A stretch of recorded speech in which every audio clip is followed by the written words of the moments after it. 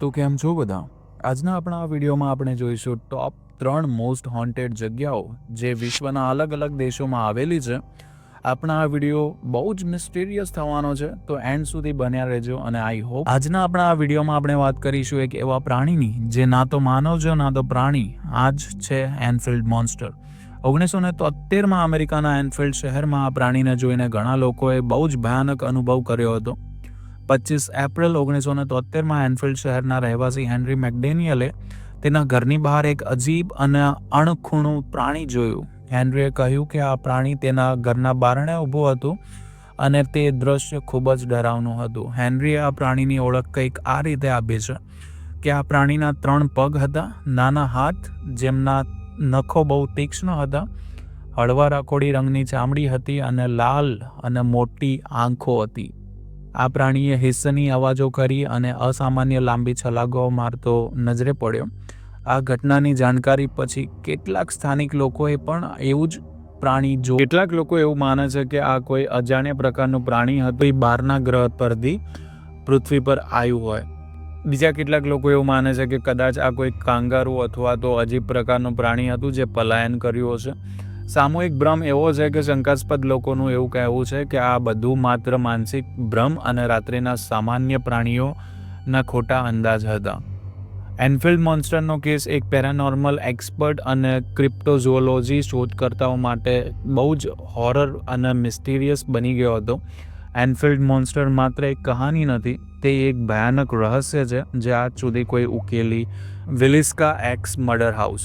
આજની આ ભરચક દુનિયામાં પણ કેટલાક કિસ્સાઓ એવા છે જ્યાં ભય હજી પણ જીવંત છે. આમાંથી એક સ્ટોરી એવી છે વિલિસ્કા એક્સ મર્ડર હાઉસની. એક એવી જગ્યા જ્યાં એક પરિવારનો નરસંહાર થયો અને એવી સચોટ રહસ્યમયતા આજે પણ અકબંધ છે.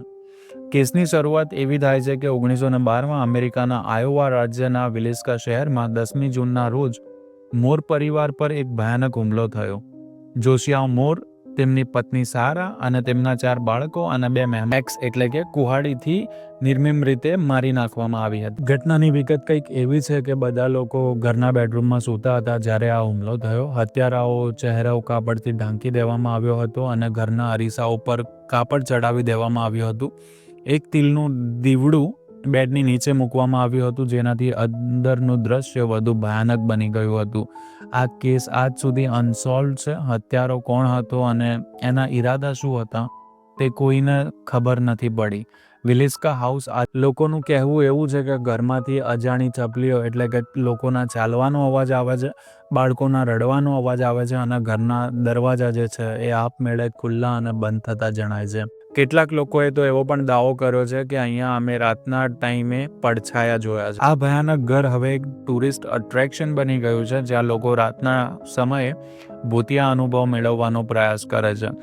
વિલિસ્કા એક્સ મર્ડર હાઉસ માત્ર એક ભયાનક કિસ્સો નથી, તે માનવતાનું. શું તમે હિંમત કરશો ત્યાં એક રાત પસાર કરવાની? જો તમને આવી જ રહસ્યમય કથાઓ ગમતી હોય તો તમે અમારી ચેનલને સબસ્ક્રાઇબ કરી અને અમારી સાથે જોડાઈ શકો છો. વાત કરીએ 3rd પ્લેસની, હોટલ ડેલ સેલ્ટો. કેટલાક સ્થળો આપણામાં એક અજીબ ડર અને કૌતૂહલ જાગૃત કરે છે. આજે આપણે વાત કરીશું એક એવી જગ્યા વિશે જેનાથી સંકળાયેલી કથાઓ અને આત્માઓની ચિત્કાર આજે પણ હવામાં તણાય છે. આ છે હોટલ ડેલ સેલ્ટો. હોટલ ડેલ સેલ્ટો કોલંબિયાના તેકેન્ડામાં ધોધ પાસે આવેલા એક સુંદર પણ ભયાનક હોટલ તરીકે જણાય છે. હોટલની સ્થાપના 1928માં થઈ હતી. તે સમયે અમીર ટુરિસ્ટ માટે એક લક્ઝરી હોટલ હતી.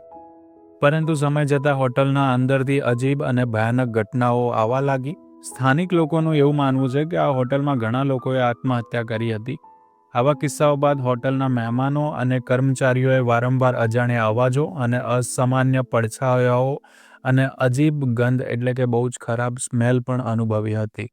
કેટલાક મહેમાનોએ તો એવું પણ કહ્યું છે કે એમને ઊંઘ દરમિયાન કોઈકે ધક્કો માર્યો અને ઘણા લોકોએ એવું પણ જોયું છે કે એમના કોઈક સફેદ કપડામાં સ્ત્રી દેખાય છે. વર્તમાનમાં આ હોટલ એક જંગલમાં ખંડેર જેવી લાગે છે. આ હોટલને આખરે બંધ કરી દેવામાં આવી હતી પણ આની જે સ્ટોરીઝ છે એ હજુ પણ જીવંત છે. લોકલ માન્યતાઓ અનુસાર તેકેન્ડામાં ધોધ પાસે ઘણા સ્થાનિક લોકો પોતાનું જીવન સમાપ્ત કરતા હતા. કહેવાય છે કે આ તેમની આત્માઓ હજી સુધી આ હોટલમાં ફસાયેલી છે અને અહીંયા ભટકતી રહે છે.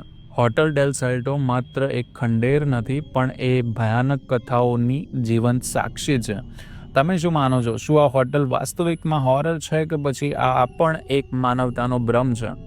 તમારા જવાબ અમને કોમેન્ટ્સમાં જરૂર જણાવજો, અને આવા જ વિડીયોઝ જોવા માટે તમે અમારી ચેનલને સબસ્ક્રાઈબ કરો, અને અમે મળીશું તમને એક નવા વિડીયોમાં. Thank you so much for watching.